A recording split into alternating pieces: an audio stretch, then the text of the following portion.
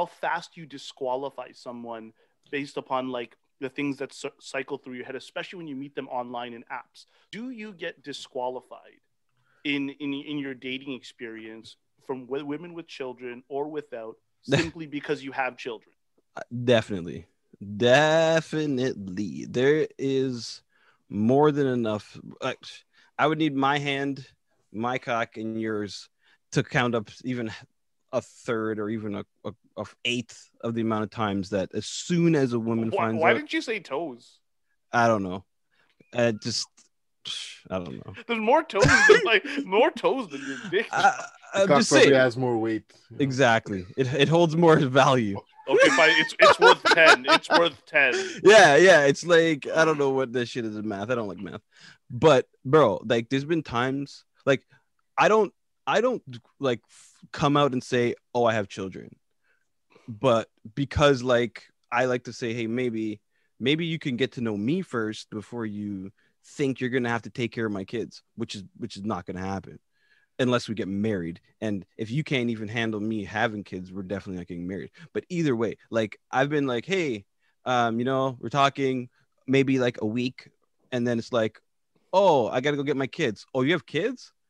Yeah, I can't talk to you anymore. It's like, what? If it was that important and such a disqualifier, that should be your first fucking question. Hey, how you doing? What's your name? Do you have kids? Oh, okay. Let's not. Then that's you not wasting our time. Do you know what I mean? Again, You just wasted a week or two of my time. That's my time. It's important to me. But I don't think you just walk up to someone and be like, "Yo, do you have kids?" Right? Well, fuck. If it's that serious, maybe they should. Well, I mean, do you know what I mean? I don't think that's like if they meet you, they're meeting you. They're not meeting you with your kids, right? If they see you with kids, and be like, "Are those your kids?" Right? Just saying. But if they're just seeing you, it's like, hey, how are you? They're not going to ask you, oh, by the way, do you have kids? No, if it comes up in a conversation, then yeah. But that's something that I throw on the table right when I meet someone. Like, you know what? I have 2 kids. I tell them my situation right away. My name's Quincy. I got 2 kids, 2 baby mamas. Yeah. Let's do this. So Quincy, how do you deliver that message at the beginning? Because you have a very unique situation. Exactly the way Josh said it. Lay it down like dominoes. You got to put it out there.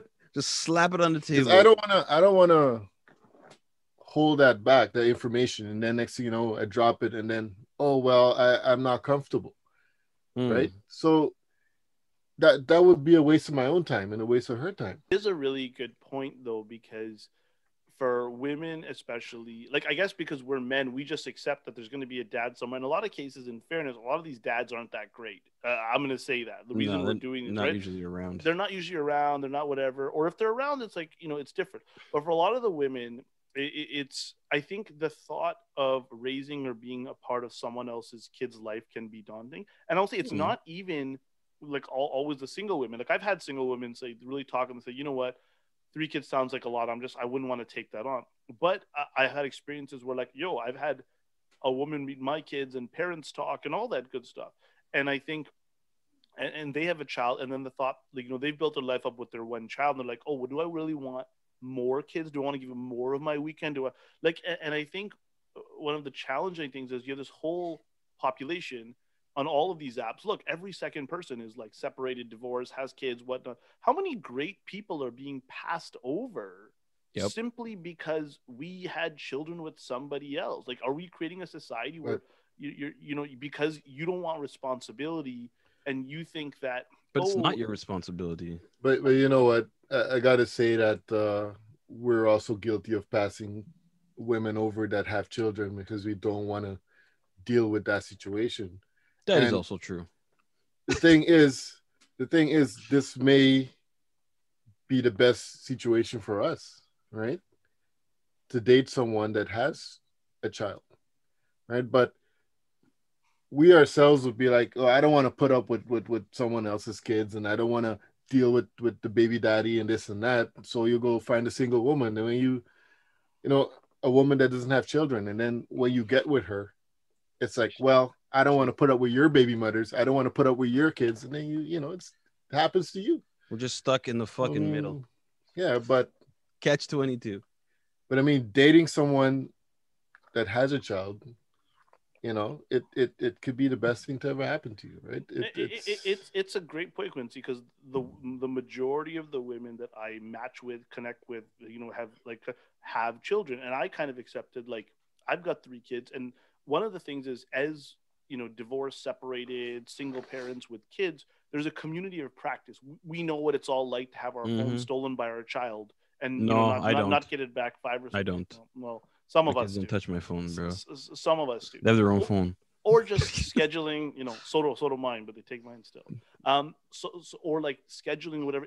We can form a community of practice, and so someone's got a free Saturday morning, and you're like, hey, do you want to go for coffee? And that woman is like, oh, for sure, because I got this block of time, right? And it's like a solar and a lunar eclipse when your schedules match up sometimes when you're dating, because you got so much going on.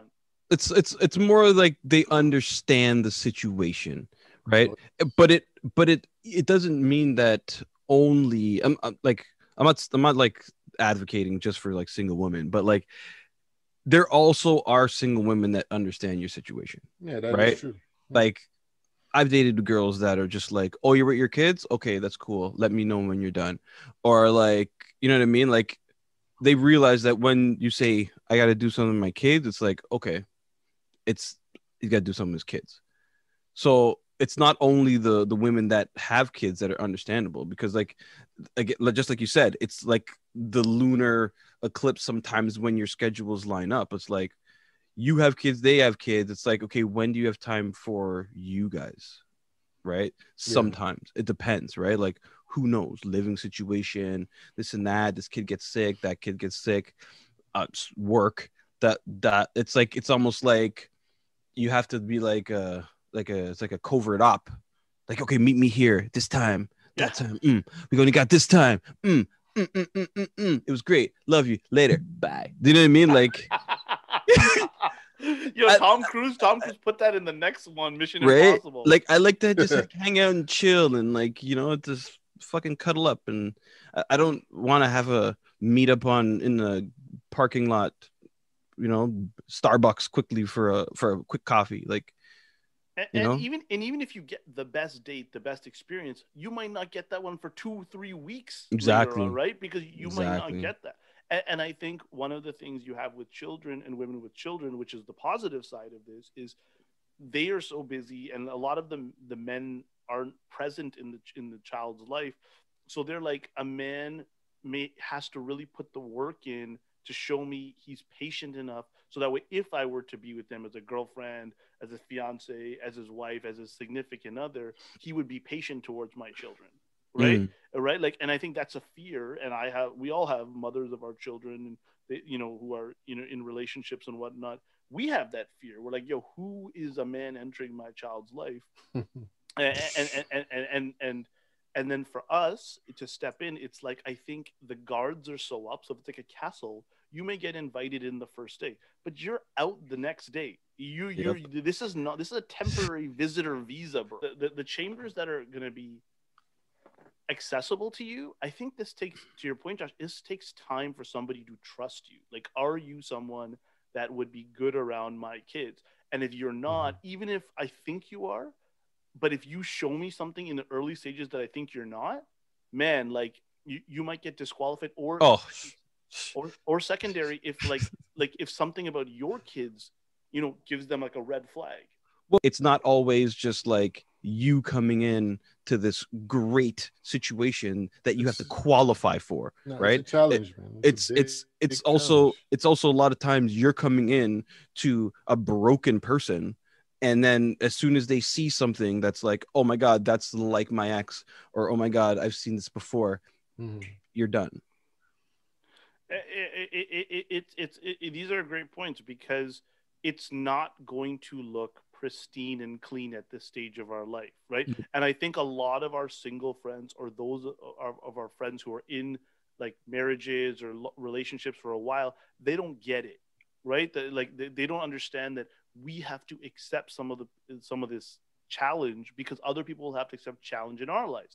You want somebody resilient, right? Like somebody who could see something, be like, okay, it's cool, no problem, no problem, babe. Like it's okay, we'll deal with it next time. Yeah. Don't stress about it, right? Fucking problem solver is what you need. Right. That's what I need. And this, I will say this app dating world has made it disastrous because there's always a man or a woman to the left or to the right. So if something seems wrong, just get back on it. Just get back on it. There's too many options, and then people get overloaded, especially women. They open it up, all this noise comes in their face. Man, you talk to Muslim women, 100 times worse. Here's an interesting thing. As men, we always run on these dating apps, or in the popular culture, women talk about some of the negative experiences that have soured them on online dating. Interesting thing, a moment of self-reflection, and a segment that we're going to bring in now for our podcast are, the multiple choice moments.